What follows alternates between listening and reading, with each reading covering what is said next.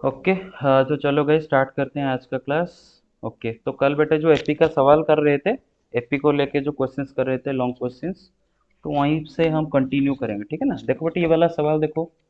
बोला है कि p times the pth term of an AP is equal to q times the qth term of the same AP.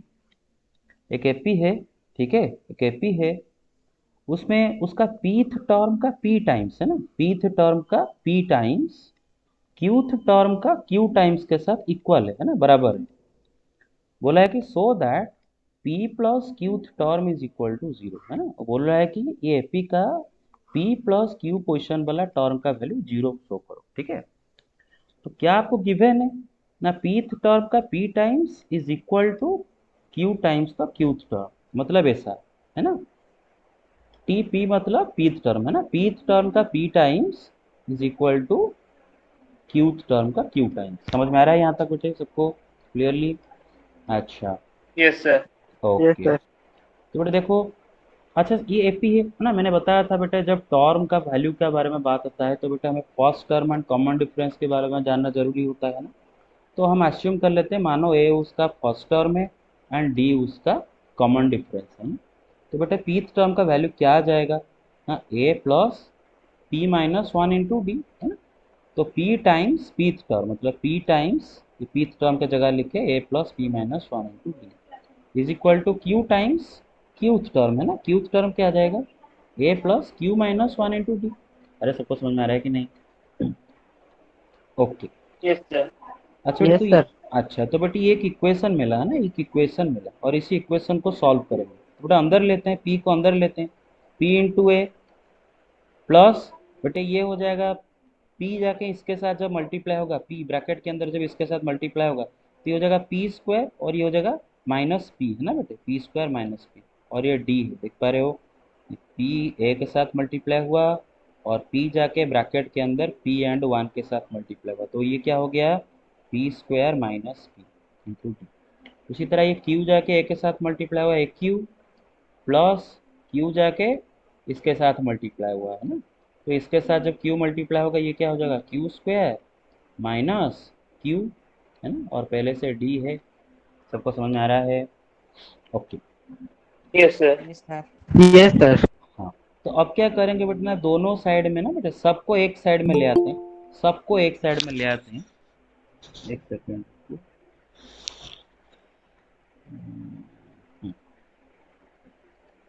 Okay. हाँ, तो बेटा सबको एक साइड में ले आते हैं, सबको एक साइड में देखो, तो एक क्यू को इस साइड में ले आओ तो माइनस ए क्यू, है ना। और इस चीज़ को भी इस साइड में ले आते हैं, ले आया, और इक्वल टू राइट में क्या रहेगा, जीरो, है ना। अच्छा, इन दोनों टर्म से आप ए कॉमन ले लो, है ना, इन दोनों टर्म से ए कॉमन लो तो क्या हो जाएगा, a whole into p minus q, है ना। इन दोनों टर्म में से ए कॉमन लो। अच्छा, इन दोनों टर्म से क्या कॉमन जा सकता है बताओ, इन दोनों टर्म से क्या कॉमन जा सकता है, डी, है ना, सर डी कॉमन। डी।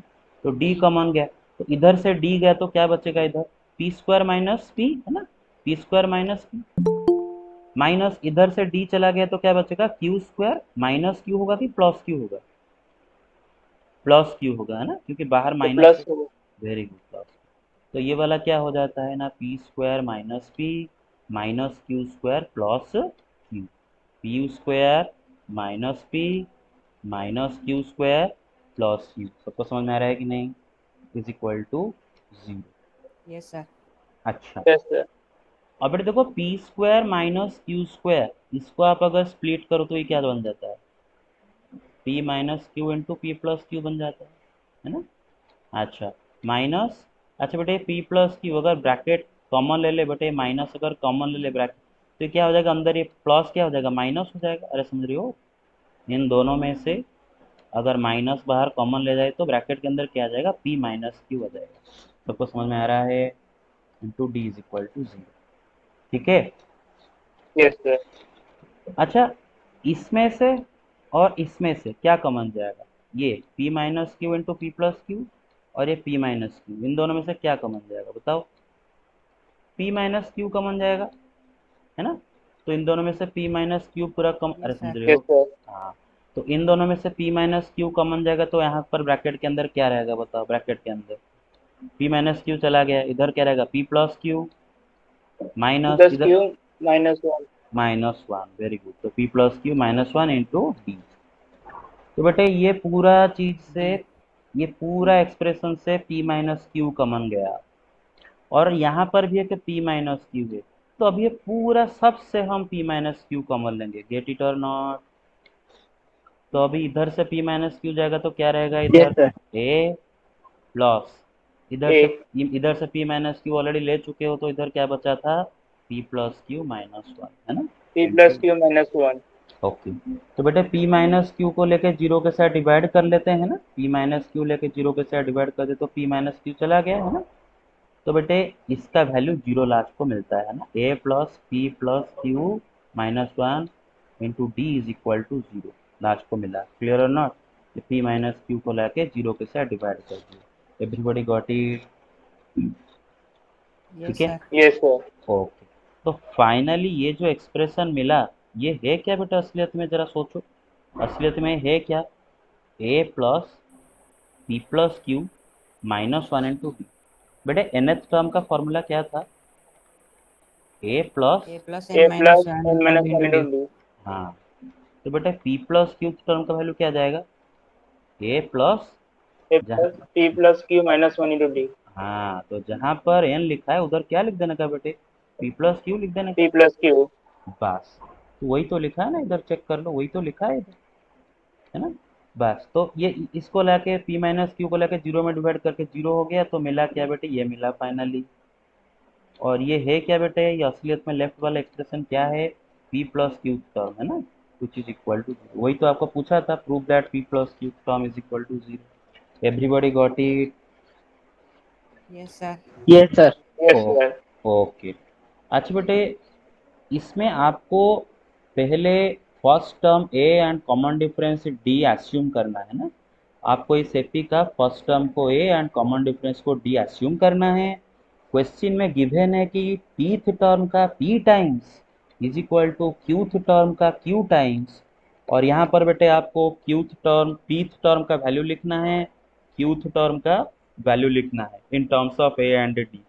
फिर बेटे सबको एक साइड में लाना है और देखना है कि कितने कॉमन ला सकते हो ना, सारे ए टर्म को इकट्ठा कर दो, सारे डी टर्म्स को इकट्ठा कर दो, है ना, सारे ए टर्म्स को इकट्ठा करो, सारे डी टर्म्स को इकट्ठा करो। इकट्ठा करने के बाद क्या कॉमन ले सकते हो पूरा, है ना, पूरा क्या कॉमन ले सकते हो, जैसे कि हमने लास्ट को सबसे क्या कॉमन ले गए बेटे, p माइनस क्यू कॉमन ले गए, ठीक है ना। ओके, तो बेटा कुछ नहीं है, लास्ट को p माइनस क्यू को लेके जीरो के साथ डिवाइड कर दिए, चला गया, बस this is equal to zero आया, और ये क्या है बेटा, p प्लस क्यू का। सवाल इजी था कि डिफिकल्ट था, इजी है, sir Sir, right, easy easy था. था। Very good. अच्छा इसको एक ना, आप इसको एक फॉर्मूला की तरह इस्तेमाल कर सकते हो। सपोज आपको दिया जाएगा कि कोई एक एपी है, कोई एक एपी है, उसका फिफ्थ टर्म का 5 टाइम्स, है ना, 5 टाइम्स इसका fifth term is equal to 7 times इसका सेवेंथ टर्म। समझ में आ रहा है, जैसे कि यहाँ पर बोला था कि p times pth term is equal to q times qth term, उसी तरह बोला है कि सपोज एक एपी है, उसका 5 times fifth term is equal to 7 times seventh term, तो उसका p plus qth term zero आता है, मतलब यहाँ पर इसका ट्वेल्थ टर्म का वैल्यू क्या आ जाएगा बेटे, जीरो आ जाएगा। समझ में आ रहा है ना, अरे समझ रहे हो, इधर p क्या है बेटे 5 है, q क्या है 7 है, तो p plus qth term zero, मतलब 5 प्लस 7 ट्वेल्थ टर्म इसका जीरो होगा, एवरीबॉडी गेट इट, समझ में आया, yes hello, sir. Okay. Yes, sir. हाँ तो एक एमसीक्यू आ सकता है कि बेटे बोलेगा कि there is an AP whose fifth 5 times fifth term is equal to 7 times seventh term, find out its twelfth term. तो आपको अगर डायरेक्ट याद है तो बोल दो कि डायरेक्ट इक्वल टू जीरो। अच्छा आगे चलते हैं नेक्स्ट क्वेश्चन पे, ओके। अच्छा देखो बेटे, सवाल है, is 55 a term of this sequence, क्या 55 ये सीक्वेंस का एक टर्म है क्या, अगर है तो बताओ व्हिच टर्म, है ना। ये सवाल हम ऑलरेडी कर चुके हैं, आपको पहले तो ये तय करना Yes. होगा ये सीक्वेंस अरिथमेटिक प्रोग्रेशन का सीक्वेंस है या फिर ज्योमेट्रिक प्रोग्रेशन का सीक्वेंस है, वो आपको पहले डिसाइड करना होगा, है ना। नहीं तो फॉर्मूला किसका लगाओगे, एपी का लगाओगे, जीपी का लगाओगे। तो बेटे यहाँ पर आप सेकेंड टर्म से फर्स्ट टर्म माइनस करो, क्या आता है 2, थर्ड टर्म से सेकेंड टर्म माइनस करो 2। तो बेटा आप देख सकते हो कोई भी टर्म से उसका प्रीवियस टर्म माइनस करने पे इधर कांस्टेंट 2 आ रहा है, तो ये एपी बन जाता है। Yes sir. एपी, इसका फर्स्ट टर्म ए का वैल्यू क्या है 1, कॉमन डिफरेंस क्या है 2। अच्छा, तो हमें ये बोलना है कि हमें ये पता करना है कि क्या 55 ये इस एपी का एक टर्म है क्या। अच्छा मान लो 55 इसका एक टर्म है, मान लो थोड़ी देर के लिए 55 is a term of this AP, और मानो 55 इस एपी का nth टर्म है। कौन सा टर्म है, nth term. If possible let nth term of the sequence be 55। तो nth टर्म का वैल्यू क्या आता है, फॉर्मूला क्या होता है, a plus n minus one into d, clear और नॉट। और Yes, sir. तो इसका मतलब nth term is equal to 55, तो 55 इज इक्वल टू a की जगह 1 plus n minus one into d की जगह 2। अच्छा बेटे इसको आप सॉल्व करो, इसको सॉल्व करके एन का वैल्यू क्या आया बेटे 28 आया, क्या आया 28। तो 28 एक नेचुरल नंबर है ना, 28 एक नेचुरल नंबर है। तो फिर हाँ यस 55 ये सीक्वेंस का एक टर्म है, और उसका पोजीशन क्या आया बेटे 28 है ना, आपने लिया था ना nth टर्म, फिर इनका वैल्यू 28 आया, तो 55 इसका कौन सा वाला टर्म होगा 28 का टर्म होगा। You get it. Yes, अच्छा, sir.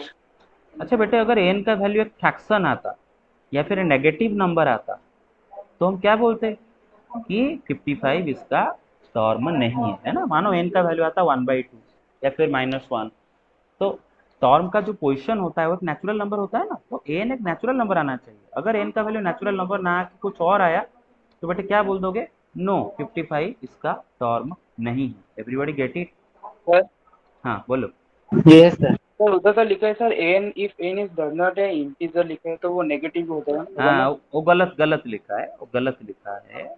If n does not come out to be an integer, ये गलत लिखा है बेटे, पॉजिटिव इंटीजर है ना, पॉजिटिव इंटीजर, गॉट इट और नॉट। अच्छा आगे यस सर। चलते हैं। Yes sir. ओके,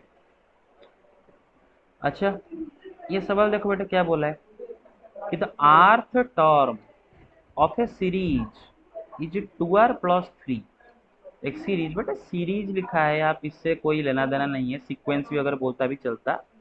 सीरीज मतलब क्या, सीक्वेंस के टर्म्स के पीछे प्लस करके लिखते हैं, तो इसको सीरीज अभी के लिए पकड़ के चलो। एक सीक्वेंस का आर्थ टर्म का वैल्यू है 2r+3, है ना। तो क्या ये सीक्वेंस अरिथमेटिक सीक्वेंस है, क्या अरिथमेटिक सीक्वेंस मतलब एपी है ना, क्या ये अरिथमेटिक प्रोग्रेशन है। अच्छा बेटा मैंने आपको बोला था ना कि अगर किसी सीक्वेंस का जो जनरल टर्म nth टर्म है ना, अगर किसी सीक्वेंस का जो जनरल टर्म है वो अगर एक लीनियर एक्सप्रेशन इन एन हुआ है ना, अगर एक लीनियर एक्सप्रेशन इन एन हुआ मतलब nth टर्म का वैल्यू अगर एन का एक लीनियर पॉलिनोमियल हुआ, तो बेटे बिना चेक किए हम बता सकते हैं। सर कॉमन डिफरेंस उसका ए होगा। हाँ, तो बिना चेक किए हम बता सकते हैं कि ये एक एफपी है ना, ये एक एफपी है। एंड इसका कॉमन डिफरेंस क्या आ जाएगा बेटे, जो एन का कोफिशिएंट है ना। अच्छा, यस। हाँ तो अच्छा सुनो, तो जनरल टर्म को मैं nth टर्म बोल रहा हूँ, आप जनरल टर्म को rth टर्म भी बोल सकते हो ना, अरे क्या प्रॉब्लम है ना। जनरल टर्म है उसको यस सर। nth टर्म बोलो, rth टर्म बोलो, lth टर्म बोलो, है ना, wth टर्म बोलो, कोई प्रॉब्लम है, क्लियर ना। फॉर्मूला बस, nth टर्म एक यस सर। फॉर्मूला है, nth टर्म बस एक रूल है, एक फॉर्मूला है ना। इसी फॉर्मूला से आपको इस सीक्वेंस का बाकी सारे टर्म्स के वैल्यू पता चल जाते हैं।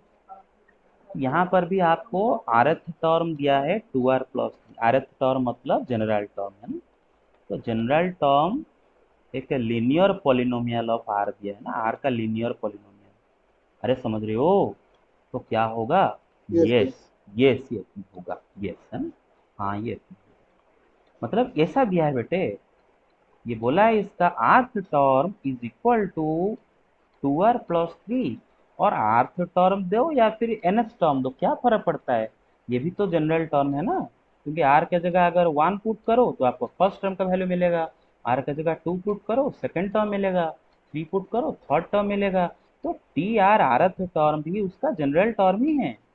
तो आरथ टर्म बेटे अगर r का एक लीनियर पॉलिनोमियल दिया है तो आंख मूंद के बोल देंगे हाँ ये एक एपी है ना, और इसका कॉमन डिफरेंस यस सर। क्या आ जाएगा, आर का जो कोफिशिएंट है ना, आर का कोफिशिएंट क्या है यहाँ पर 2, तो इसका कॉमन डिफरेंस आ जाएगा 2। लेकिन अगर हमें सर कॉमन डिफरेंस भी नेगेटिव हो सकता है।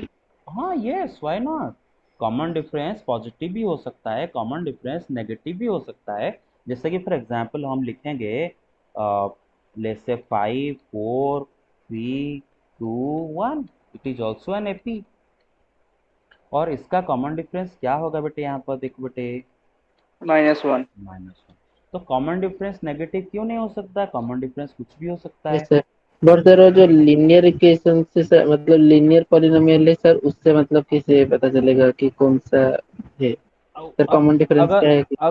अगर मैं आपको आरत टर्म का वैल्यू देता -2r+3, तो बेटे अभी भी लीनियर है, मतलब ये सेप ही है, और इसका कॉमन डिफरेंस क्या यस होता सर। है बेटे, -2 होता है ना, जो आर का कोफिशिएंट है। Yes sir. You get it. Yes okay. Sir. Sir हाँ बोलो। सर अगर हम एग्जाम में अगर इसका आंसर लिखेंगे तो हमें रूल को लिखेंगे, इसका प्रोसेस भी इसे जो लिखें उसको करना पड़ेगा। आपका टॉर्म 1 प्योरली बेटे एमसीक्यू बेस्ड है, टॉर्म 1 सारे एमसीक्यू सवाल आएंगे। तो टॉर्म 1 में आप प्रोसेस नहीं करना है, आपको एमसीक्यू सवाल है, रॉफ में आपको जो भी करना है रॉफ में करना है, और डायरेक्ट ऑप्शन को चूज करना है। समझ में आ रहा है कि नहीं मेरा बात? अच्छा। Okay sir.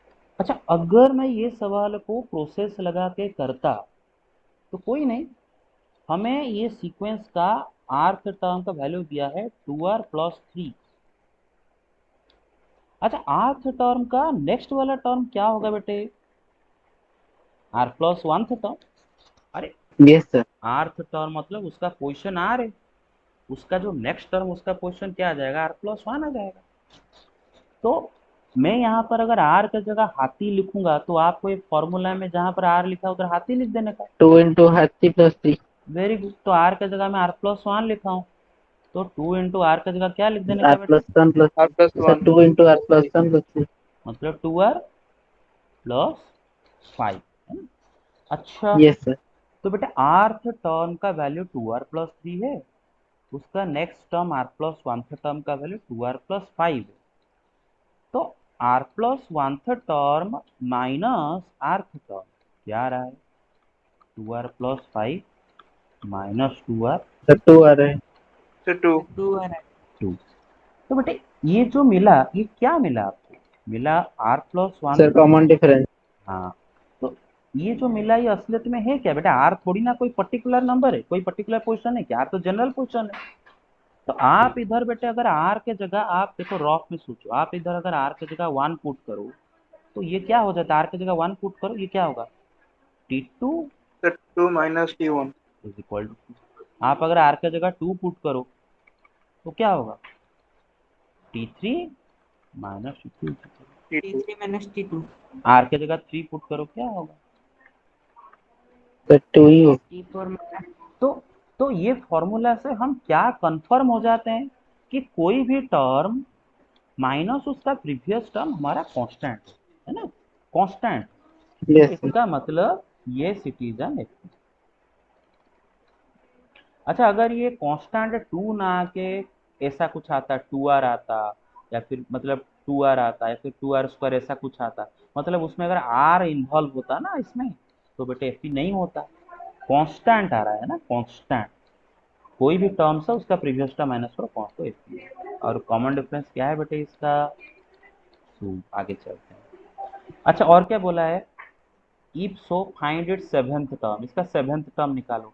भाई आर्थ टर्म दिया है सेवेंथ टर्म नहीं निकाल सकते क्या, yes sir, yes sir. r = 7 put कर देंगे तो फिर आ जाएगा। Very good, 2 × 7 14 plus. आगे चले। Yes sir. Yes okay sir. अब देखो बेटे क्या बोला है, a person was appointed in the pay scale of 740 1500, ठीक है ना। इसका मतलब मैं समझाऊंगा अभी। अब सवाल दिया है कि find in how many years he will reach maximum of the scale, है ना, कितने सालों के बाद मैक्सिमम पे स्केल पेमेंट उसको मिलेगा, है ना। अच्छा, उसका जो पे स्केल ऐसा दिया है, चलो इसको समझने की कोशिश करते हैं। इसका मतलब बेटे वो पर्सन जब अपॉइंटेड हुआ, है ना, उसका स्टार्टिंग सैलरी था 700 रुपीज। कितना था? 700 रुपीज, है ना। और बेटे पर ईयर उसका सैलरी 40 रुपीज इंक्रीज होगा। मेरा बात समझ रहे हो? पर ईयर उसका सैलरी 40 रुपीज इंक्रीज होगा। एंड मैक्सिमम उसका सैलरी क्या होगा बेटे? 1500 रुपीज। 1500 रुपीज के बाद उसका सैलरी और बढ़ेगा नहीं। Everybody get it?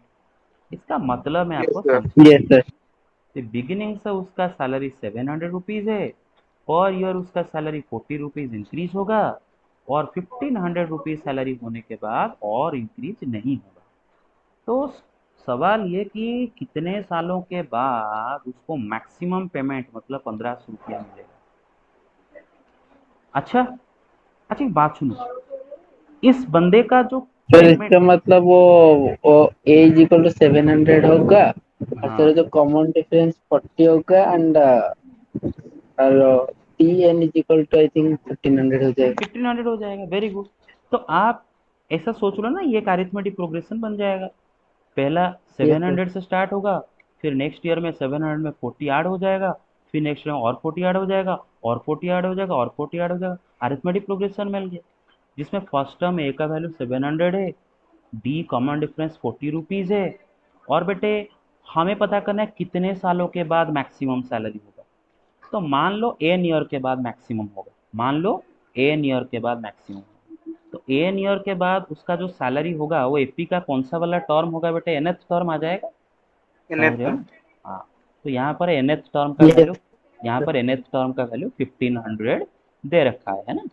अच्छा, तो nth term is equal to a plus n minus one into d. A का वैल्यू पुट कर दो, डी का वैल्यू पुट कर दो, तो बेटे एन का वैल्यू आ गया 21, है ना। सॉल्व करके इसको एन का वैल्यू आ गया 21। इसका मतलब 21 ईयर के बाद उसको क्या मिलेगा बेटे? हाईएस्ट सैलरी मिल जाएगा। Everybody get it?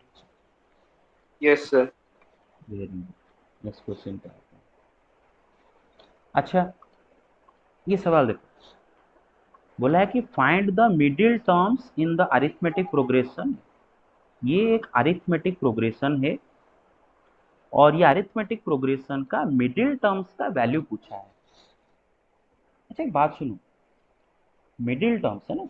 अच्छा, अगर एक लाइन में 10 बच्चे, सपोज सपोज एक लाइन में 5 बच्चे बैठे हैं ना, 5 बच्चे बैठे ऐसे करके, तो बेटे मिडिल में कौन सा बच्चा आता है? ये तो वाला बच्चा। थर्ड वाला। इसका पोजीशन क्या है बेटे? थर्ड। तो कैसे थर्ड। कैसे सर 3। कैसे मिलता है बेटे? टोटल कितने बच्चे हैं? 5 बच्चे हैं ना बेटे, 5। और 5 क्या है बेटा? ऑड नंबर है ना। 5 इज व्हाट? ऑड नंबर है ना, ऑड नंबर। Sir n+1/2। हाँ, तो आपको क्या करना है बेटे? 5 में 1 ऐड करके 2 डिवाइड कर दो, तो कितना आ गया? 3। तो मिडिल टर्म का पोजीशन मिल जाता है। Everybody got it? Yes sir. अच्छा, अगर एक लाइन में इवन नंबर ऑफ बच्चों को मैं बिठाता हूँ, है ना, जैसे 1 2 3 4 5 6। अच्छा, इनमें मिडिल में कितने टर्म है? कितने बच्चे मिडिल में बैठे हैं बेटे? सर 2 बच्चे। 2 बच्चे बैठे हैं। उनका पोजीशन क्या है बेटे? 3 and Add 4। Three and and four. Four. हाँ, किससे मिलेगा? टोटल कितने बच्चे बेटे सर बचे? n/2 और n/2+1। Very good. टोटल कितने बच्चे? 6 बच्चे। और 6 क्या है बेटे? इवन नंबर है ना। तो जब नंबर ऑफ टर्म्स सब इवन होता है, तो बीच में और मतलब मिडिल में 2 टर्म बैठते हैं ना। और वो 2 टर्म्स का पोजीशन आपको कैसे मिलेगा? एक मिल जाएगा 6/2, और एक मिलेगा 6/2 जो आया दैट +1। Everybody got it? मतलब clear? Yes sir. Yes sir. Yes sir. Okay. तो हमें इस अरिथमेटिक प्रोग्रेशन का मिडिल में जो टर्म्स है उनका वैल्यू पता करना है। लेकिन उसके लिए पहले तो ये पता चले कि इसमें टोटल टर्म्स है कितने, है ना। अच्छा एपी है, फर्स्ट टर्म क्या है बेटे 20, 20 कॉमन डिफरेंस क्या होगा बेटे बताओ, -4। Minus -4 four. अच्छा तो बेटे मुझे ये पता करना है इसमें कुल मिलाकर कितने टर्म्स हैं। मानो इसमें n टर्म्स है ना बेटे, मान लो इसमें n टर्म्स हैं। अगर इसमें टोटल n टर्म्स हैं तो बेटे -176 उसका कौन सा वाला टर्म होगा, nth टर्म होगा। टर्म। हाँ तो इसका मतलब इसका nth term is equal to -176। और nth टर्म का फॉर्मूला क्या होता है बेटे, ए यहाँ पर क्या है बेटे 20 है ना, a plus n-1 into d, d क्या है बेटे -4 -4। Which is equal to -176। तो इसी को सॉल्व करके आपको मिलेगा n इज इक्वल टू 50, क्या मिल जाएगा n इज इक्वल टू 50। मतलब इस एपी में टोटल 50 टर्म है, कितने टर्म है बेटे 50 टर्म। 50 टर्म्स। हाँ तो बेटे 50 टर्म्स ऐसे हैं, लाइन में 50 बच्चे बैठे हैं ना, लाइन में 50 टर्म बैठे हैं, है ना। उनके बीच में कितने टर्म बैठे होंगे मिडिल में, दो या फिर एक, तो 2 तो 2। दो, है ना। देखो बेटे जैसे कि आपका अगर लाइन में अगर बेटे इवन नंबर ऑफ बच्चे बैठते हैं ना बेटे, तो मिडिल में दो बच्चे आ जाते हैं। तो बेटे अगर लाइन में total even number of terms बैठे हैं तो बीच में दो टर्म आ जाएंगे। तो टोटल 50 टर्म लाइन में बैठे हैं जो कि इवन नंबर है, तो बीच में दो आ जाएंगे। उनका पोजीशन कैसे पता चलेगा, एक का पोजीशन क्या होगा 50/2 टर्म, 50/2 यस सर। 50/2 + 1। 50/2 प्लस। मतलब आपको 25th टर्म का वैल्यू निकालना है इसका, और 26th टर्म का वैल्यू निकालना है। क्लियर और नॉट, जो कि आप निकाल पाओगे आराम से। 25th टर्म क्या होगा ना, a plus plus 24D। 24d, सब तो मिला है, सब तो आपको पता है, a का वैल्यू 20 है, d का वैल्यू -6 कर लो 26। अच्छा अगर बेटे इसका नंबर ऑफ टर्म्स अगर ऑड आता है ना, n इज इक्वल टू 50 ना आके मानो n इज इक्वल टू आता, लेट से n इज इक्वल टू आ जाता 27, तो बीच में कितने टर्म होते हैं मिडिल में, सर 1। एक टर्म 1 का, उसका पोजीशन कैसे मिल जाएगा। Sir 27 + + 1 1/2। Divided by 2। Very good.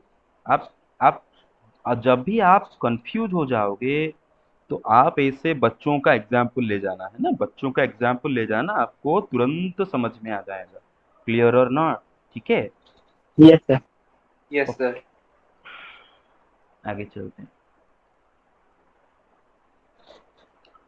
अच्छा बोला है the ratio of the seventh term to the third term of an AP जैसे 12:5, एक अरिथमेटिक प्रोग्रेशन का seventh term and third term का रेशियो क्या दिया है बेटे आपको 12:5।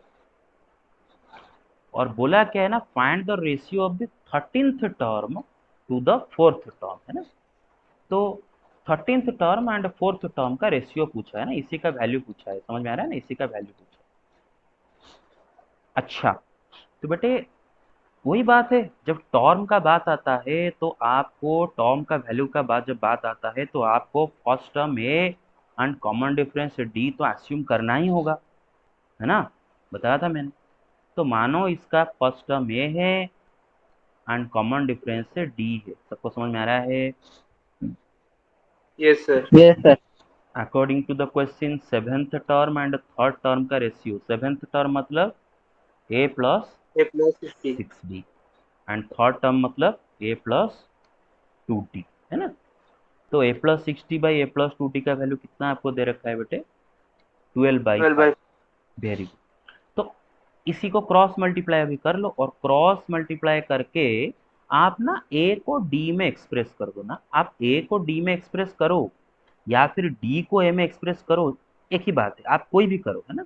इसमें बुक में यहाँ पर ये क्या किया है ना, a को d में एक्सप्रेस किया, हो जाएगा ना, देखो क्रॉस कर दिया, क्रॉस करने से ये क्या हो जाएगा 5a + 30d, देखो, और ये क्रॉस करने से क्या हो जाएगा 12 है + 24d। अच्छा तो बेटे 5a इस साइड में लाओ तो 7a हो गया, 24d इस साइड में लाओ 30d माइनस 24d कितना आ जाएगा 6d, बड़े 7a is equal to 6d, तो a इज इक्वल टू, तो आप a को d में या फिर d को a में एक्सप्रेस करो, एक जो करो एक करो, एक ही बात, इतना हो गया। अच्छा अभी 13th term by 4th term निकालना, 13th टर्म मतलब a plus 12d by 4th term मतलब a प्लस 3D। 3d। हाँ तो बेटा अभी आप ना a को d में एक्सप्रेस किए हो, तो बस वही a को जो d में एक्सप्रेस किए हो ना उसी को लाके पुट कर दो, a के जगह 6/7d पुट कर दो, है ना, इसे a के जगह क्या पुट कर दिया 6/7d, a के जगह क्या पुट कर दिया 6/7। अच्छा ऊपर और नीचे से d कॉमन ला सकते हैं ना, ऊपर और नीचे से d कॉमन ला सकते हैं। कॉमन क्या लाना है, इन दोनों को पहले ऐड कर दो, है ना, इन दोनों को पहले ऐड कर देंगे, हो जाएगा 90/7 इंटू डी, नीचे वाले इन दोनों को ऐड करें 27/7, डी डी कटा 7/7 कटा, तो कितना आ गया रेशियो बेटे 10:3। एवरीबॉडी गॉट इट और नॉट? Yes sir. आगे चलें। ओके अच्छा देखो ये सवाल देखो, एग्जाम्पल 18, थोड़ा जूम इन कर लेते हैं। बोला है कि डिटरमिन द वैल्यू ऑफ के, है ना, सो दैट 2/3 के एंड 5/8 के, है ना, these are 3 consecutive terms of AP.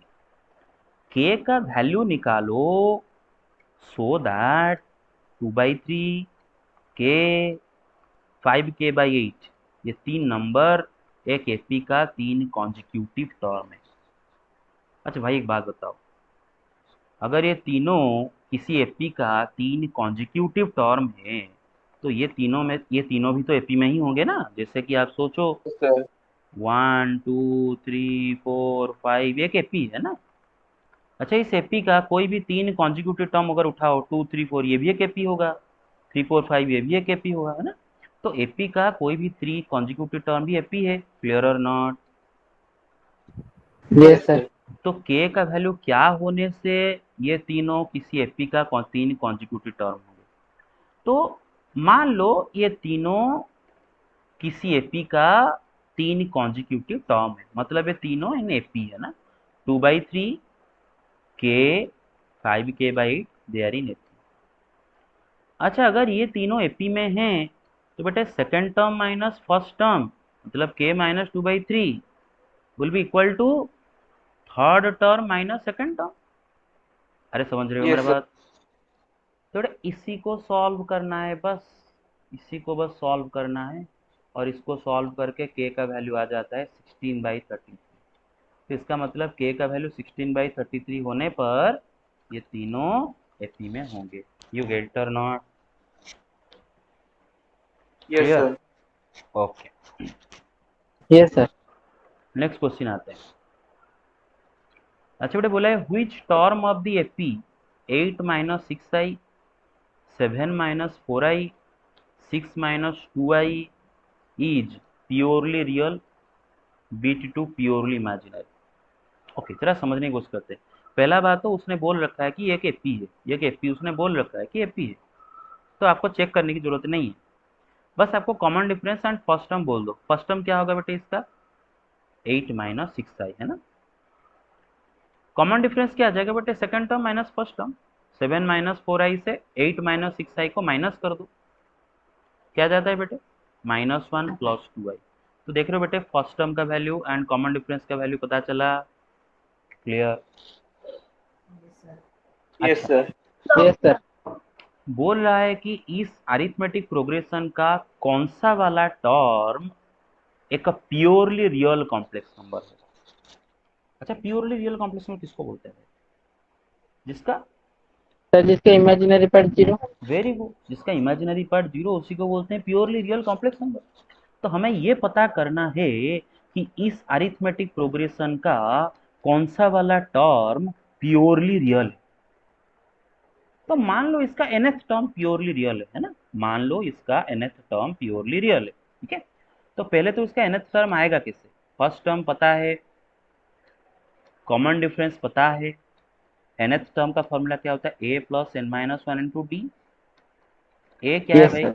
8 - 6i plus n - 1 into d क्या है बेटे -1 + 2i। तो इसको आप मल्टी मतलब इसको ब्रैकेट खोलो, मल्टीप्लाई करके ब्रैकेट खोलो, सारे रियल नंबर को इकट्ठा करो, सारे इमेजिनरी नंबर को इकट्ठा करो, तो nth टर्म ऐसा आएगा, है ना बेटे। सारे आईज को इकट्ठा, आई को कॉमन लेना है जैसे हम यस करते सर। थे। तो nth टर्म आ गया 9 माइनस एन माइनस आई इंटू 8 माइनस। हमें पता करना है कौन सा वाला टर्म प्योरली रियल है। तो मानो इसका nth टर्म प्योरली रियल है, तो अगर इसका nth टर्म प्योरली रियल है, तो प्योरली रियल मतलब इसका इमेजिनरी पार्ट जीरो हो रहा होगा।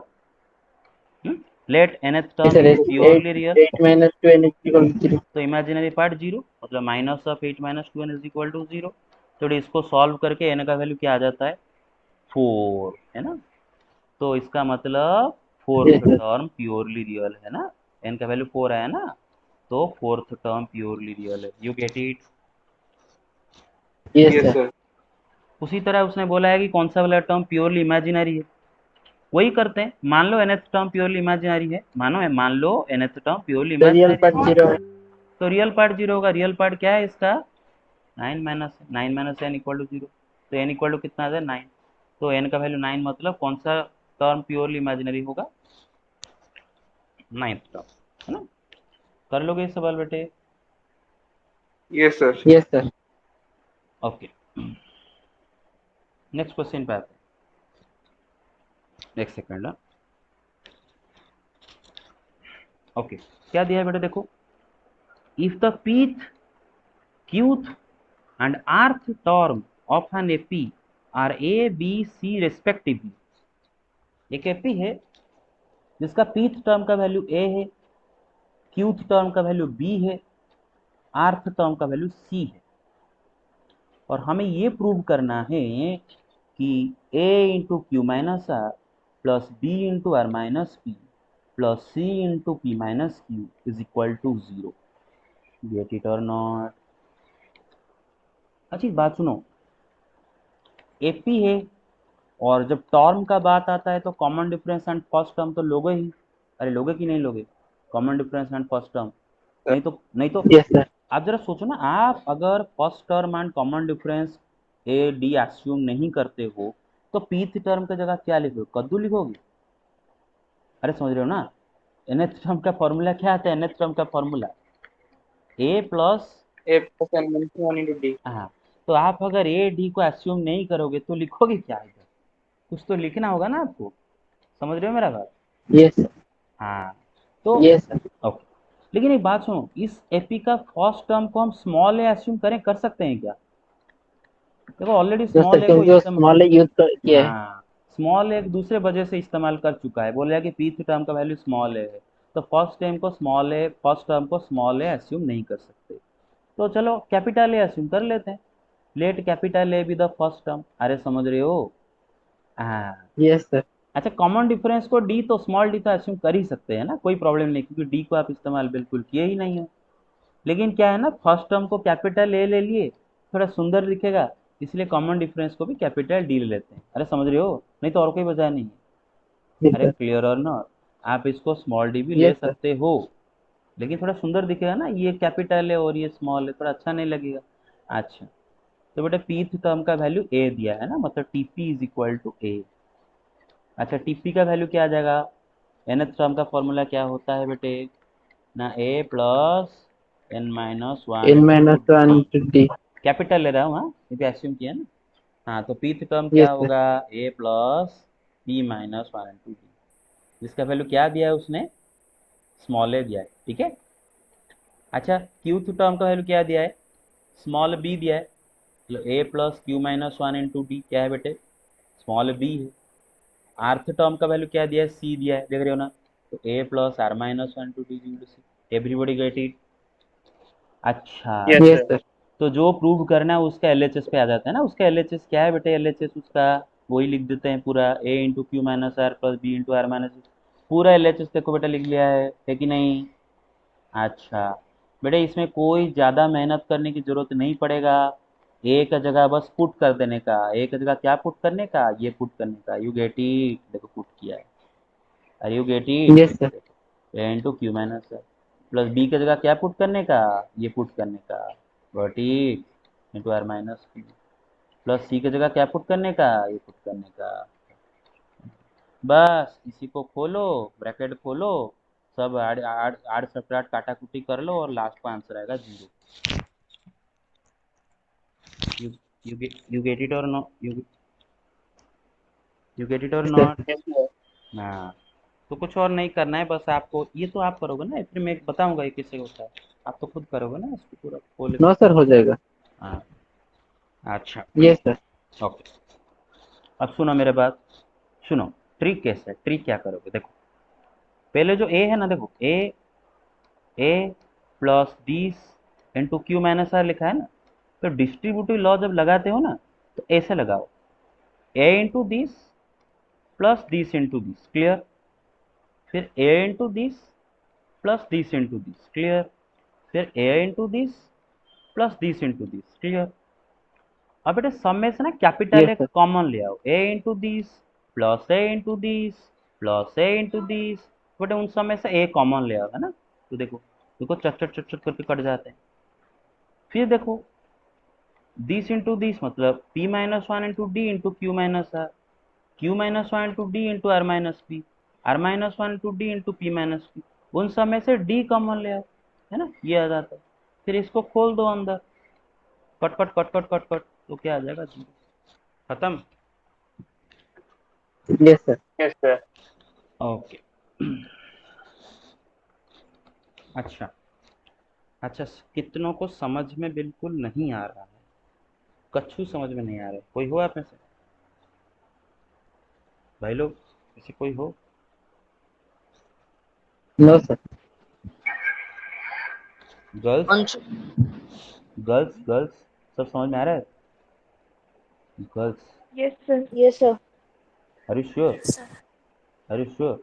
डर Yes, के sir. नहीं? Okay, Yes, sir. Okay okay. Sir, अच्छा हाँ बोलिए। unable to understood anything. Nothing. अरे है आप, Yes, sir. आप आज न्यू हो क्या? Same here, sir. आज आप न्यू हो क्या? Yes, sir. Yes, sir. Trigonometry is continuing. Debasi sir was teaching us trigonometry. अच्छा अच्छा अच्छा अच्छा, हाँ, ट्रिग्नोमेट्री कहाँ तक पढ़े थे आप लोग? सर लास्ट एक्सरसाइज सर बाकी था सर 3.4 सर, और सर खत्म हो गया था। अरे ऐसा, Complete हो गया। अरे ऐसा कैसे होगा? हमारा तो कॉम्प्लेक्स नंबर चैप्टर कवर होके सीक्वेंस सीरीज चल रहा है, ऐसा सर कैसे होगा? सेकंड चैप्टर सर हमारा सर कंप्लीट नहीं हुआ था सर। हाँ, हमारा तो मतलब तुम्हारा उसके बाद हमारा और एक चैप्टर कॉम्प्लेक्स नंबर कंप्लीट हो चुका है, सीक्वेंस सीरीज आधा आधा आधा हो गया है, तो कैसे समझोगे? अच्छा एक काम करो, रोहित सर से बात करो कि सर हमारा मैथ में जो बैच 2 में जो पढ़ाया जा रहा था, हमारे 2 एक्स्ट्रा चैप्टर पढ़ा चुके हैं बैच बैच 1 में, तो हम कोप कैसे करें? क्लियर और not? Okay, yes sir. Sir. हाँ, तो बात करो, नहीं तो प्रॉब्लम हो जाएगा। सर वो लोग को excuse me, सर तो वो बोलो। लोग को तो वो YouTube वीडियो का लिंक सेंड कर देने से तो वो लोग देख लेंगे। नहीं नहीं, वैसा कर सकते हैं, लेकिन फिर भी ठीक नहीं होगा ना, मतलब वीडियो देख के समझना और यस सर। लाइव समझना अलग बात है। तो आप लोग रोहित सर से बात करो, देखो अगर, सुनो, अगर आपका कॉम्प्लेक्स नंबर खत्म हो चुका होता तो सीक्वेंस सीरीज में बिगिनिंग से आपको समझा देता, तो आपका तो कॉम्प्लेक्स नंबर भी शुरू नहीं हुआ है, तो कॉम्प्लेक्स नंबर पूरा समझना होगा आपको। तो 2-3 बच्चों को ले के लिए पूरा तो मैं क्लास को रिपीट एक चैप्टर नहीं पढ़ाऊंगा ना, रिपीट करूंगा, प्रॉब्लम हो जाएगा, सिलेबस हमारा पीछे चला जाएगा। सर सब यहाँ पर sir relation and function sir खत्म हो गया है क्या? रिलेशन फंक्शन हमारा सब लास्ट को पढ़ाया जाएगा, पूरा लास्ट को, लीनियर इनइक्वालिटी यस पढ़ाने के सर। बाद। तो आप लोग रोहित सर से वही बात, उसी चीज़ के बारे में बात करो कि सर हम कैसे करेंगे। ऑलरेडी हमारा दो दो चैप्टर पढ़ाया जा चुका है बैच 1 में, तो हम पीछे रह गए हैं, तो उस हिसाब से रोहित सर एडजस्ट करेंगे, यू गेट इट? हम भी बात कर लेंगे, हम भी आज बात कर लेंगे, ठीक है? अच्छा, Yes, sir. ओके बेटा, एग्जाम्पल 21 देखो, एग्जाम्पल 20। अच्छा, जो पुराने बैच 1 के जो बच्चे हों उनको तो समझ में आ रहा है सब कुछ? Yes sir. Yes, sir. Okay. अच्छा, the sum of 3 consecutive terms of AP is 15, है ना? एक एपी का तीन कॉन्जिक्यूटिव टर्म्स का सॉम बेटे 15 दे रखा है ना। अच्छा, आपको याद है हमने आपको ये बताए थे कि बेटे अगर एक एपी का तीन कॉन्जिक्यूटिव टर्म आपको लेना होता है तो आपके पास दो रास्ते होते हैं ना। एक रास्ता आपके पास ये होता है कि आप लो ए plus D, a plus 2D। लेकिन बेटे क्या है ना, ऐसा लेना मैं रिकमेंड नहीं करूंगा। क्योंकि बेटे अगर आप ऐसा ना लेके तीनों टर्म को ऐसा लेते हो, तीनों consecutive A minus d, A A, minus d, a plus D. अगर ऐसा लेते हो क्या फायदा होगा पता है? उसने आपको बोला है कि सर जब ऐड करेंगे तो फिर हाँ वो कैंसिल हो जाएगा। हाँ, आपको तीन कॉन्जिक्यूटिव टर्म्स का सॉम दे दिया है 15। तो आप अगर ऐसा लेते हो और ऐड करके इक्वल टू 15 लिखते हो तो डी माइनस डी कट के ए आपको डायरेक्ट तुरंत 5 मिल जाता है। नहीं तो अगर आप ऐसे करते हो तो बेटा क्या फायदा होगा? आपको ए एंड डी को लेके एक इक्वेशन मिल रहा है, तो इसमें ऐसे करने से डायरेक्ट ए का वैल्यू मिल रहा है। You get it? तो जब थ्री कॉन्जिक्यूटिव टर्म एपी में होते हैं तो हमें वो तीनों टर्म को कैसे लेते हैं, प्रैक्टिस करो। A minus d, a plus d, everybody get it? Yes sir. तो let the three terms be a minus d, a plus. उसने बोला है तीनों टर्म्स का सॉम 15 है। देखो सॉम 15, तो डी माइनस डी कटा तो 3a 5, तो ए क्या आ जाएगा बेटे 5। क्लियर और नॉट? अच्छा, यस सर। अच्छा और क्या बोला है, उनका प्रोडक्ट दे रखा है 105 है ना, प्रोडक्ट 105। मतलब ए माइनस डी, ए ए प्लस डी, ये तीनों नंबर का प्रोडक्ट क्या दे रखा है बेटा आपको 105 है ना। देखो देखो। अच्छा ए का वैल्यू क्या है? ए का वैल्यू मिल चुका है आपको, 5 पुट करो। Sir 5 5। Minus d into 5 into 5 plus D equal, तो ये 5 को लाके 105 से काट के लिखो 21 कर दो। और 5 minus d into 5 plus d क्या हो जाएगा? A minus b into a plus b, a square minus b square, square minus yes sir. 25 d square is equal to 21। तो डी स्क्वायर क्या आ जाएगा? 4। सपोर्ट। तो डी क्या आ जाएगा? Sir plus minus. प्लस और माइनस 2, एवरीबॉडी गेट इट? अच्छा, तो बेटे ए का वैल्यू है 5 एंड डी का वैल्यू है 2 और -2।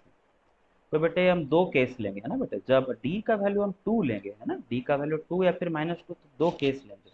When d is equal to 2 and a is equal to 5, तो तीनों टर्म क्या आएंगे? A minus d, a plus d. हाँ, समझ रहे हो ना? 5 -2 3, फिर यस सर। 5, एंड जब डी -2 होगा तो बेटे ए क्या, ए का जगह 5 एंड डी का जगह बस -2 लिखो, तो ये तीनों टर्म ऐसे आएंगे। तो क्या होगा पता है ना, इसको ना उल्टा करके लिखो, वही तीन टर्म आ जाएंगे। क्लियर और ना? 357, ये 753 आ जाए। यू गेट इट और नॉट? सर ये दो आंसर लिखेंगे या फिर एक लिखने से चलेगा? दोनों दोनों दोनों दोनों दोनों लिखना पड़ेगा, दोनों। Yes sir. अच्छा अच्छा, दिया है the sum of 4 numbers in AP. एक एपी में 4 नंबर है, उनका सॉम 20 दे रखा है एंड उनका स्क्वायर्स का सॉम 120 दे रखा है और नंबर्स पूछा है। अच्छा अच्छा बेटे, जब 4 टर्म एपी में होंगे ना, उसको कैसे लेंगे? क्या आप ऐसे लोगे ए plus D, a plus 2D, A plus 3D? ऐसे लोगे क्या? फंस जाओगे है ना, फंस जाओगे, ऐसे नहीं करेंगे। तो कैसे लेंगे हम ना? ए माइनस 3D, ए माइनस सर ए 3, माइनस 5D, ए माइनस थ्री ना D a plus 3D, A plus. ना ना, 4 term, A minus 3D, A minus d, a plus D, a plus 3D। आप देखो ना बेटे, आपका यहाँ पर कॉमन डिफरेंस 2D आ रहा है। आप देख लो, इसमें 2D ऐड करो ना, -3D प्लस 2D, -3 प्लस 2 कितना होता है रे? -1 है ना, -3। इसमें और 2D ऐड करो, क्या आ जाएगा? A minus D plus 2D क्या होगा? A plus 2। तो बेटे ऐसा लोगे, कैसा लोगे? ऐसा लोगे। समझ रहे हो मेरा बात? ठीक है? Yes sir. ओके, तो उन तीनों का सॉम क्या दिया है, वो चारों का सॉम क्या दे रखा है बेटा? 20 है ना, ये चारों का सॉम 20 है। तो बेटा काटा कुटी कर लो बेटे आपका। ये देखो -3D plus 3D, p minus cut जाएगा तो 4a आ गया 20, तो a का वैल्यू आ गया 5 है ना। और क्या बोला है, sum of their squares is 120, उनका स्क्वायर का सॉम, मतलब a माइनस थ्री डी का square plus a minus d का square plus a plus d का square plus a minus three d का a प्लस थ्री डी का square है ना, इज इक्वल टू 120 दिया है। तो बेटे आप पहले तो पूरा खोल दो है ना, a माइनस थ्री डी का square plus a plus three d का स्क्वायर, एक फॉर्मूला आपको पता है, स्कूल में पढ़े थे कि x प्लस वाई का whole square plus x minus y का whole square is equal to 2 into x square plus y square. याद है, चेक कर लो, अरे खोल दो यस इन सर। दोनों को, देखो ये याद आता है। तो ये वाला फॉर्मूला अप्लाई कर लोगे, ए माइनस थ्री डी का होल स्क्वायर प्लस ए माइनस ए प्लस थ्री डी का होल स्क्वायर, ए माइनस डी का whole square plus a plus d का होल स्क्वायर। तो इसको ओपन करके 120, और बेटा ए का वैल्यू 5 पुट कर दो, डी का स्क्वायर आ जाता है 1, तो डी आ जाएगा प्लस और माइनस 1, डी आ जाएगा प्लस और माइनस। तो ए को 5 एंड डी को 1 रख के चार टर्म क्या होंगे लिख लेना, फिर ए को 5 एंड डी को -1 रख के चार टर्म क्या होगा बेटा, खाली इनका उल्टा हो जाएगा, 24680 आया था ना, ये आ जाएगा 8644, कंप्लीट। अरे समझ में आया? Yes clear? सर। ओके। अच्छा, मैं जब आपको असाइनमेंट दूंगा, उस असाइनमेंट को करके मुझे सबमिट करना, ठीक है ना? ओके। Yes sir.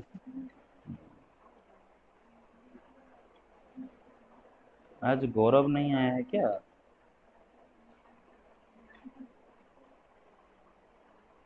का तो डाउट हमेशा निकलता है। अच्छा अच्छा, ये वाला सवाल ना डायरेक्ट फॉर्मूला लगा के करना है, कल पढ़े थे कि एक एपी है ना, एक एपी आपको दिया है और बोला है कि what is the 16th term from the end, है ना, एंड से 16th टर्म। अच्छा याद करो, अगर एक एपी का लास्ट टर्म एल आपको मालूम है, कॉमन डिफरेंस अगर डी आपको मालूम है, तो बेटे nth term from the end, है ना, फॉर्मूला बताया था l minus n minus one into d, कल पढ़े थे, ठीक है? क्लियर और नॉट? ये फॉर्मूला लगाना था। Yes sir.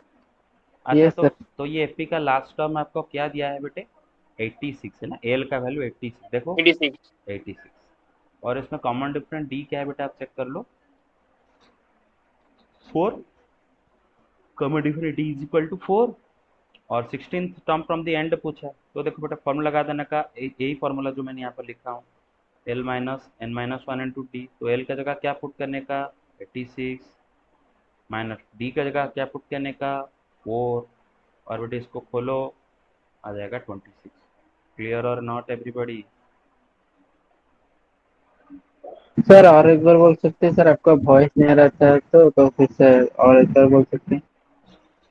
अरे ये फॉर्मूला लगाने का बाद, ये फॉर्मूला लगा के आप nth term from the end निकालोगे ना, nth term from the end, ये formula, yes sir.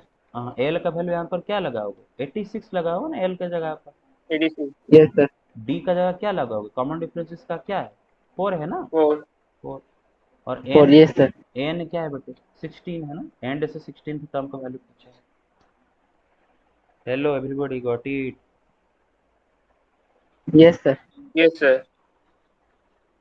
What about the others? अरे what about the others? Adyasha, Priyanka, Shruti, Yes, sir. समझ में आ रहा है सबको? Yes, sir.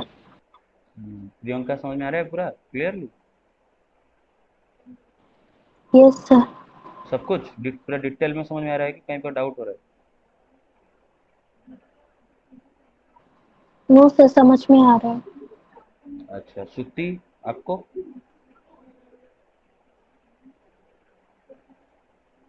श्रुति, हेलो श्रुति, सर आपका ना वॉइस बीच बीच में कट रहा है क्योंकि ना इन पर नेटवर्क इशू हो रहा है बहुत बारिश के लिए। और अच्छा, मेरा वॉइस अभी ब्रेक हो रहा है अभी भी बहुत ज्यादा? नो सर, आपका वॉइस सर अभी आ रहा है। ज्यादा नहीं, बट हम लोग का यहाँ पर नेटवर्क इशू के लिए हो रहा है सर। अच्छा अच्छा अच्छा, डोंट वरी, मैं वीडियो सर रिकॉर्ड कर थोड़ा रहा हूँ। थोड़ा आ रहा है सर अभी आपका बट वॉइस क्लियर है। नहीं, वीडियो तो रिकॉर्ड कर रहा हूँ ना, वीडियो में अपलोड कर दूंगा, आराम से देख लेना, ठीक है नहीं? ये सर, ये sir. Okay yes sir. Okay. Example 24 देख लो क्या दिया है। Find the number of integers between 100 and 1000। 100 and 1000 का बिटवीन में कितने ऐसे इंटीजर हैं which are divisible by 7, which are divisible by 7? अच्छा, 100 एंड 1000 के बिटवीन में कितने नंबर है जो कि 7 से डिविजिबल है? अच्छा, 100 एंड 1000 में पहला कौन सा नंबर 7 से डिविजिबल होगा? 100 के आफ्टर पहला कौन सा नंबर जो कि 7 से डिविजिबल होता है? 101 होगा क्या? 101 7 का मल्टीपल होता है क्या? नहीं। 102? सर 105 होगा। 105, वेरी गुड। तो बेटा फर्स्ट नंबर है ना, 100 और 1000 के बिटवीन में फर्स्ट नंबर जो कि 7 से डिविजिबल है वो कौन है बेटे? 105। लास्ट नंबर कौन होगा बेटे? पूरा लास्ट नंबर 1000 के जस्ट पहला वाला कौन सा नंबर ऐसा है जो कि 7 से डिविजिबल है? वो आपको निकालना होगा, वो आपको निकालना होगा। कौन है वो? 994। कौन है वो? 994। Yes sir, 994। 90। तो बेटे 100 एंड 1000 का बिटवीन में जो सारे नंबर 7 से डिविजिबल है उनको अगर एक सीक्वेंस करके लिखे तो क्या होंगे? 105, उसका नेक्स्ट वाला कौन सा नंबर 7 से डिविजिबल होगा, उसमें 7 ऐड कर दो, 12। सर ये सर। तो ये एक एपी बन जाएगा ना, एक एपी है, एपी। अच्छा, इस एपी का फर्स्ट टर्म क्या है बेटे? 105। कॉमन 105। कॉमन डिफरेंस यस क्या सर। है? 7 है ना? 7। अच्छा अच्छा, हमें करना क्या है? हमें काउंट करना है ये टोटल कितने नंबर्स है, हमें काउंट करना है ना ये टोटल कितने नंबर्स है। 100 एंड 1000 के बिटवीन में कितने ऐसे इंटीजर जो कि 7 से डिविजिबल है, तो हमें बस इनका संख्या काउंट करना है ना। तो मान लो टोटल ये n नंबर ऑफ नंबर्स है ना, मान लो total n number of numbers और ये केपी है और 994 उसका लास्ट टर्म है। तो बेटा इसका nth टर्म का वैल्यू क्या आ जाएगा? सर आपको वॉइस ब्रेक हो रहा है। अभी ब्रेक हो रहा है? अभी अभी हेलो हेलो हेलो हेलो, हो रहा है यस वॉइस? सर, अभी भी हो रहा है। अच्छा, एक सेकंड एक यस सेकंड सर। एक सेकंड एक सेकंड एक सेकंड एक सेकंड एक सेकंड, वॉइस ब्रेक, एक सेकंड। हाँ, ठीक है। तो बेटा हमें क्या करना है ना, काउंट करना है ये टोटल कितने नंबर्स हैं, है ना। अच्छा, तो इसका मानो ये टोटल एन नंबर्स है ना, इसका nth टर्म क्या आ जाएगा? 994 है ना, nth टर्म आ जाएगा 994। और nth टर्म का वैल्यू क्या आता है? a plus n minus one into d. A का वैल्यू 105 है, डी का वैल्यू क्या है बेटे? 7 है। तो बेटे nth term is equal to 994, है ना। तो उसी को सॉल्व करके आपको एन का वैल्यू मिल जाता है 128। क्या मिल जाता है एन का वैल्यू? 128। तो एन का वैल्यू 128 आ गया, मतलब इसमें टोटल कितने टर्म है बेटे? 128 टर्म। मतलब ऐसे कितने 100 एंड 1000 के बीच में कितने ऐसे नंबर है जो कि 7 से डिविजिबल है? 128। क्लियर और नॉट? अच्छा, अभी बात यस यह sir. Yes sir. Okay, next सवाल है 100 एंड 1000 के बिटवीन में ऐसे कितने नंबर है जो कि 7 से डिविजिबल नहीं है, जो कि 7 से डिविजिबल नहीं है। तो पहले तो आप ये कैलकुलेट कर लो 100 एंड 1000 के बिटवीन में टोटल कितने नंबर्स हैं। 100 एंड 1000 के बीच में टोटल कितने इंटीजर है? बेटा 100 के जस्ट बाद में कौन सा इंटीजर आता है? 101। एंड 1000 का जस्ट पहले 999। तो 101 से ले 199। हाँ 101 से लेके 999 टोटल कितने इंटीजर्स हैं? क्या करोगे? 999 माइनस 101 प्लस, अरे याद है ना, एक से लेके 10 तक प्लस कितने नंबर है? 10 माइनस 1 प्लस 1। क्लियर? हाँ, तो हेलो, गेट इट और नॉट? ओके, तो कितना आ जाता है 899। तो बेटा यस सर 101, तो बेटा यस सर। तो बेटा 1000, सॉरी 100 एंड 1000 के बिटवीन में टोटल 899 इंटीजर है, और उनमें से बेटे 128 इंटीजर्स 7 से डिविजिबल है। तो कितने 7 से डिविजिबल नहीं है? 899 से 128 माइनस कर दो। यू गेट इट और नॉट? क्लियर? यस हाँ, तो आ गया 771। अच्छा, तो बेटे सबको सारी चीज़ें समझ में आया? Clear cut? क्लियर कट समझ में आया? हेलो? यस यस ओ, sir. Okay yes sir. Yes sir. Okay. अच्छा, आपका कॉम्प्लेक्स नंबर्स का एक सवाल मैंने आपको दिया था जिसमें गौरव का डाउट था, मैं भी आप सबका उसी में डाउट होगा। वो सवाल कुछ ऐसा था, मैं थोड़ा भूल गया वो सवाल। ऐसा कुछ था कि z is equal to something दिया गया होगा, और बोलेगा कि find the value of z to the power 4 plus 3z cube, ऐसा कुछ देगा। पॉलिनोमियल इन z का वैल्यू पूछेगा, इसका वैल्यू पूछेगा। ऐसा एक सवाल था। क्या आपको आपको ऐसा सवाल याद है? जेड का वैल्यू दिया गया होगा और इसका वैल्यू, एक सेकेंड रुको। अच्छा, टाइम हो गया क्या आपका? टाइम हो गया? No sir. No? No okay sir. Okay sir okay. और भी 5 मिनट्स लगती है। 5 मिनट्स बाकी है, लेकिन वो सवाल मुझे खाली अगर वो सवाल मिल जाए तो मैं आपको बता दूं। एक सेकेंड रुको, कॉम्प्लेक्स नंबर में हो सवाल।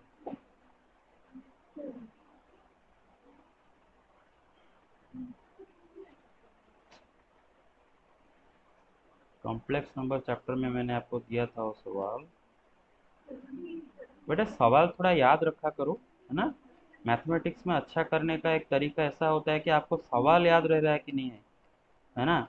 आप खाली आंसर कैसे कर देते हैं वो मालूम कर लेते हो, सवाल भी याद रखना होता है। कि सवाल देख के आपको पता चलना चाहिए कि हाँ ऐसा कुछ हमने किए थे कभी। समझ में आ रहा है ना मेरा बात? क्लियर और नॉट? यस। यस हाँ, सर सवाल याद रहना बहुत जरूरी है।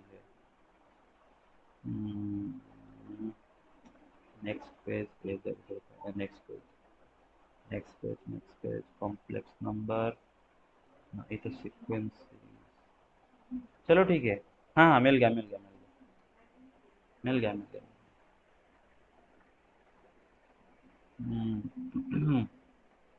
एक सेकेंड, वो सवाल इधर कहीं पर था।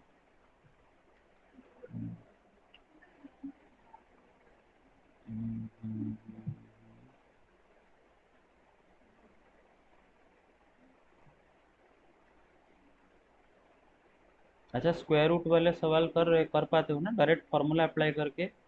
फार्मूला याद रखने के लिए बोला था स्क्वायर रूट वाले सवाल करने के लिए। Yes sir yes sir. Very good very good. अच्छा, वो सवाल, तो माइनस और लगाना है पहले। हाँ फार्मूला याद रखना बहुत ज़रूरी है उस सवाल को करने के लिए। एक सेकंड रुको, सवाल यहीं पर कहीं पर था। हम्म, हम्म, हम्म,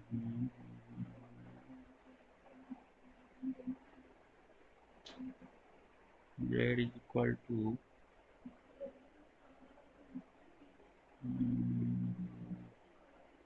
z का वैल्यू दिया था और एक पॉलिनोमियल का वैल्यू पूछा था। इधर कहीं पर होना चाहिए, z का वैल्यू दे के पॉलिनोमियल का वैल्यू। इधर भी नहीं है, इधर भी नहीं है। ओके, तो अभी नहीं मिल रहा है। गौरव अगर आता हो सवाल दे देता। चलो कोई नहीं, मैं सर बाद में कर लूँ, ठीक है? Okay, thank you guys, you can leave now, bye bye.